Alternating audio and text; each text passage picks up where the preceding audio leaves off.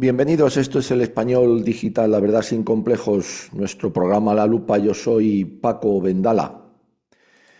El rey Felipe VI va a visitar Auschwitz. Hoy estará en ese lugar con otros jefes de Estado. Yo creo que es una visita inapropiada por completo y que no viene a cuento, pero ni siquiera por cumplir con, vamos a decir, el globalismo internacional que nos domina.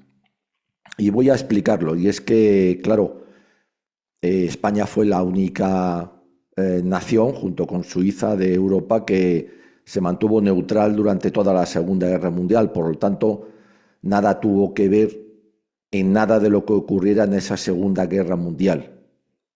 Que vayan allí otros jefes de Estado, entre otras cosas porque tengan la conciencia de sus países pues negra, puede ser. Que vayan allí a alabarla, bueno, allá ellos, cada uno que haga lo que considere oportuno, pero que vaya el jefe del Estado español, ya fue hace 5 años, y también a Mauthausen, ¿a qué? Pues no lo entendemos. Nosotros nada tuvimos que ver con la Segunda Guerra Mundial y por lo tanto nada pintamos ni ahí, ni en la conmemoración del desembarco de Normandía, ni ninguna otra cosa. El presidente de Suiza no va porque, bueno, ellos tampoco tuvieron nada que ver. Hay que saber dónde va uno cuando incluso le invitan, a no ser que le fuercen. Y entonces no se debe uno dejar forzar tampoco. Lo peor de todo en este caso es que va acompañado del ministro Torres, el de la desmemoria antihistórica y antidemocrática. Un masonazo de mucho cuidado, además, ni lo esconde siquiera, porque han querido ligar la figura del rey a este aquelarre que llevan sobre Franco durante el 2025, que por cierto les está saliendo ya el tiro por la culata y se nota en muchos detalles. Como no quiso estar en el aquelarre inicial, el 8 de enero, porque tenía otra agenda, ahora lo han querido ligar. Otra razón más para que el rey no fuera a Auschwitz. Porque, claro, vamos a terminar pensando que el rey está plenamente de acuerdo con esta farsa que se está montando en el año 2025 sobre el aniversario del fallecimiento del generalísimo. Pero lo más importante es que, además, el jefe del Estado no tiene allí nada que hacer porque si hay un país que tiene la conciencia, vamos a decir, limpia, y me permiten la expresión, en relación con lo ocurrido en Auschwitz. Digo lo ocurrido porque, bueno, hay varias versiones. Unas dicen que sí, otros dicen que no. Allá cada uno con la historia.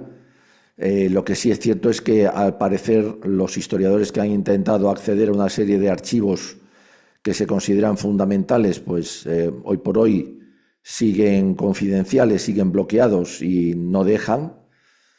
Bueno, veremos a ver el día que se pueda acceder a ellos, quién tiene más o menos razón, pero yo creo que lo más importante es qué fue lo que hizo España, gobernada entonces por Francisco Franco, en relación con los refugiados judíos, de origen judío, de raza judía, en medio de aquella Segunda Guerra Mundial. Yo creo que es importante, puesto que conocer esos detalles implica también que la visita del rey, pues también es otra razón más para considerarla inapropiada. Una, como hemos dicho, porque España fue neutral en la Segunda Guerra Mundial y por lo tanto toda celebración con respecto a la Segunda Guerra Mundial no nos atañe. La otra, porque encima le colocan al lado al ministro de la desmemoria en vez de al ministro de Asuntos Exteriores. Por lo tanto, cae en la trampa del tirano Sánchez. Y otra, porque precisamente si alguien, vamos a decir, facilitó el traslado de judíos desde Europa hacia terceros países fue precisamente Francisco Franco. Y a él sería en todo caso el que en este asunto tendría el rey, el jefe del Estado, que rendirle un homenaje, digamos, por su labor exterior, de política exterior, humanitaria, en este caso yo creo que fundamental. Me van a permitir, he tomado una serie de notas, de otras notas que tengo de hace mucho tiempo, que les dé algunos datos que además posiblemente sean muy poco conocidos, porque cuando se habla de la protección a los refugiados judíos por parte de Franco, por parte de España, se olvidan datos esenciales que a mí me sorprende que los historiadores de hoy día pues no sepan, o lo que más me sorprende que los oculten. Les voy a dar estas pinceladas, si me permiten, y al final haré una reflexión que será una conclusión también. De ahí esta fotografía que tienen en pantalla y que todos estoy convencido que conocen perfectísimamente. Hablaremos de ella en esas conclusiones. Tengan en cuenta, por ejemplo, que en octubre de 1940, fíjense la fecha, octubre de 1940, la Segunda Guerra Mundial apenas llevaba un año y estaba en lo que se llamó en la guerra pasiva o la guerra calmada, porque no la hubo. En el 40 la cosa no se sabía bien que iban a hacer algunas potencias y ahí andaba. El nuncio en Berlín, Monseñor Cesare Orsenigo, pues le escribe al secretario de Estado Vaticano, el cardenal Magliore, y le dice que textualmente el tránsito por España, se refiere a judíos, personas de raza judía, está permitido. Y le da cuenta en ese informe de que la embajada española en la capital alemana acababa de conceder 3.000 visados a judíos alemanes, nacionalidad alemana, para poder trasladarse a Brasil vía España. Y estamos en el 40. También en el 8 de diciembre del 40 y el 3 de enero del 41, el Ministerio de Asuntos Exteriores español emitía sendas notas. El Ministerio de Asuntos Exteriores entonces estaba dirigido por Serrano Súñer. Cuidado, de la falange de entonces era el más germanófilo. Emitía estas contestaciones a quién, a sendas preguntas de las embajadas de Rumanía y Bulgaria en Madrid. Y ténganse en cuenta que en esos días se estaba gestionando la reunión de Franco con Hitler, que se iba a celebrar en febrero, es decir, poquito después, y Serrano Súñer, ministro de Asuntos Exteriores español, le dice a las embajadas rumana y búlgara, con respecto al tema de los judíos, de las personas de raza judía, dice textualmente en las notas: no existe en España legislación que establezca diferencia de razas, ni discriminación alguna en relación con los judíos que residen en España.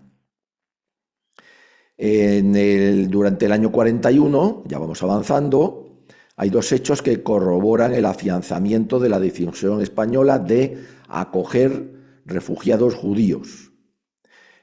Una, pues que los judíos residentes en el protectorado español de Marruecos, que eran unos 14.000, se les garantiza oficialmente con un escrito lo siguiente: en tanto en cuanto el gobierno español esté en el poder, ningún judío refugiado sufrirá daño alguno. El otro detalle es que cuando el gobierno de Vichy, Francia había sido la mitad invadida por Alemania, se crea el gobierno de Vichy de Petén, encargan y empieza a hacer un censo de los judíos que residen en ese territorio.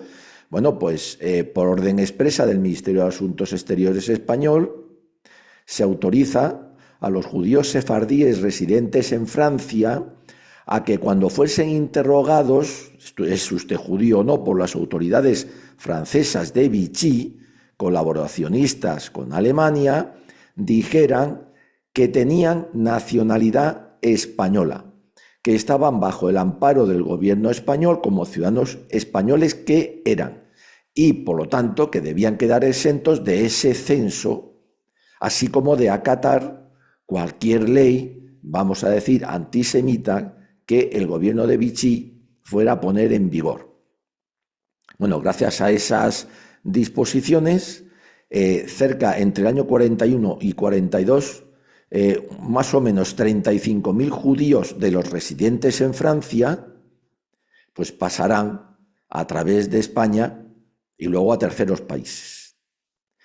En esos años hay un viaje del vapor español Plus Ultra, 4.300 toneladas, que parte del puerto de Barcelona. El viaje lo costea el Estado español, por supuesto, jefe de Estado y jefe de gobierno Francisco Franco. Se desplaza a lo que hoy ya es Bosnia, entonces no lo era, y a Grecia. Va recogiendo en sus paradas más o menos a unos 500 judíos y los traslada a Haifa. Haifa, puerto ubicado en el actual Israel, que entonces era colonia inglesa, la Palestina, colonia inglesa. El 4 de agosto del 43, el Consejo de Ministros español, presidido por el caudillo, ratificaba expresamente la orden dada por Gómez Jordana. Gómez Jordana era ya el ministro de Asuntos Exteriores, Franco había cesado en el 43 ya a Serrano Súñer, pues ratificaba la orden de Gómez Jordana de 28 de julio del 43, un mes antes, a la embajada española en Berlín, ordenándole que otorgara visados a los judíos sefarditas residentes en Salónica, en Grecia, que ya estaba ocupada también por Alemania. Y con fecha 15 de junio del 43, el mismo generalísimo, el mismo Francisco Franco, había firmado una instrucción general, transmitida a todas las delegaciones diplomáticas españolas en el extranjero, todas, en las que ordenaba textualmente, les leo, se hiciera ver a las autoridades antisemitas de esos países, si es que los había, que en España las leyes no hacían acepción de personas por su credo o raza. Por ello, todos los judíos residentes en esos países, esas delegaciones españolas, debían ser protegidos como cualquier otro ciudadano español. Y más datos que quiero darles. El 25 de noviembre de ese mismo año 43, el mismo Gómez Jordana, trasladaba al embajador norteamericano en Madrid, Samuel Hayes, que era judío, la protesta aprobada por el Consejo de Ministros, presidido por el Generalísimo, que se había celebrado ese día 27 de noviembre del 43, en el cual Gómez Jordana, ministro de Asuntos Exteriores, le trasladaba la protesta de este Consejo de Ministros al embajador norteamericano diciéndole, reprochándole textualmente el comportamiento indiferente de los aliados ante el problema de los refugiados judíos. ¿No? Estos son datos interesantísimos, pero además les voy a dar dos también que yo creo que no conoce prácticamente nadie y es una pena.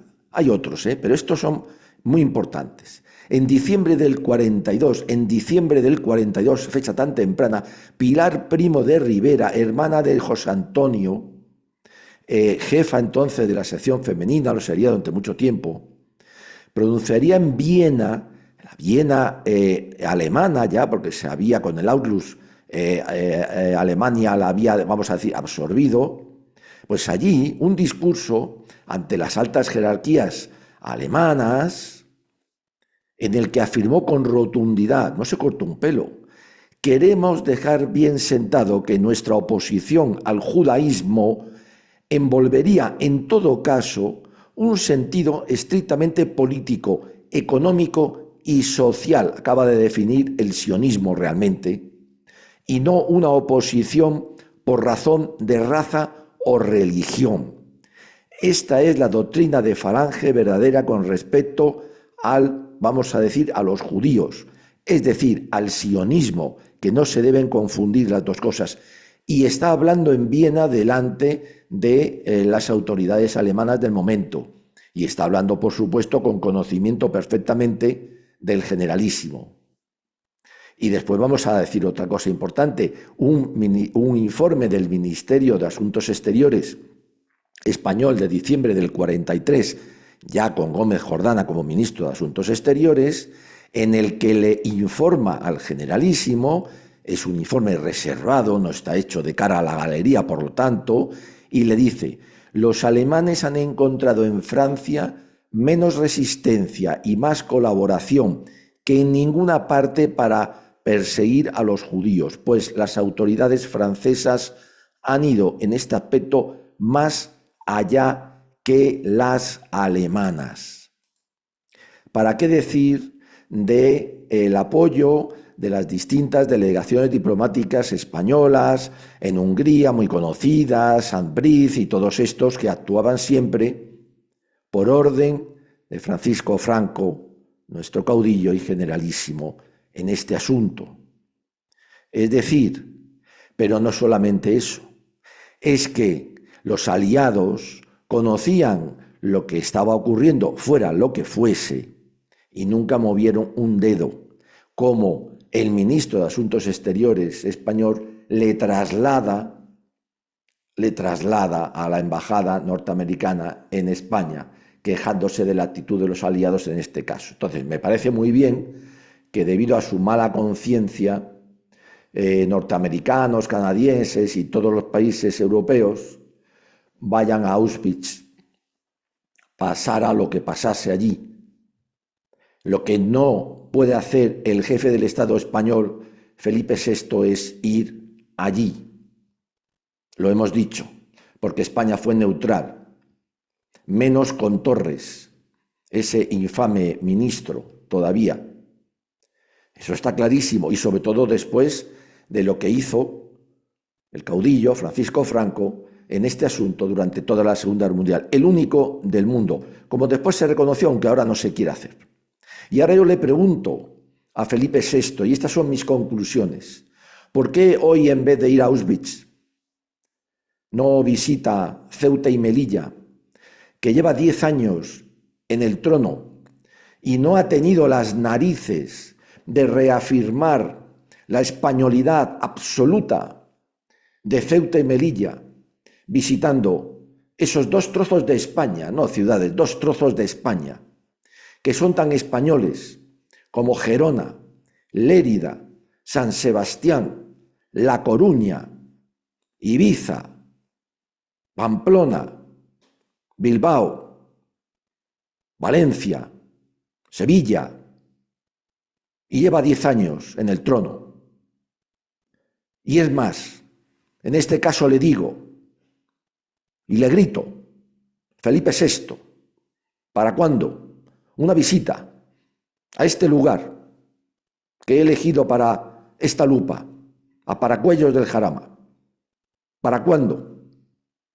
Tu padre tampoco fue capaz, y tú no lo vas a ser, y tu hija, si llega a reinar, ojalá que no, menos. Ahí está. Este sí que fue un holocausto de verdad, perfectamente documentado. El holocausto de Paracuellos del Jarama. Infame. Tu padre trajo después a Carrillo. Él fue el artífice de esto que ves allí. Hoy tendrías que estar aquí en vez de en otro sitio. Hoy podrías haber ido a Ceuta y Melilla, pero no te atreves, porque no tienes lo que hay que tener como español, si es que lo eres.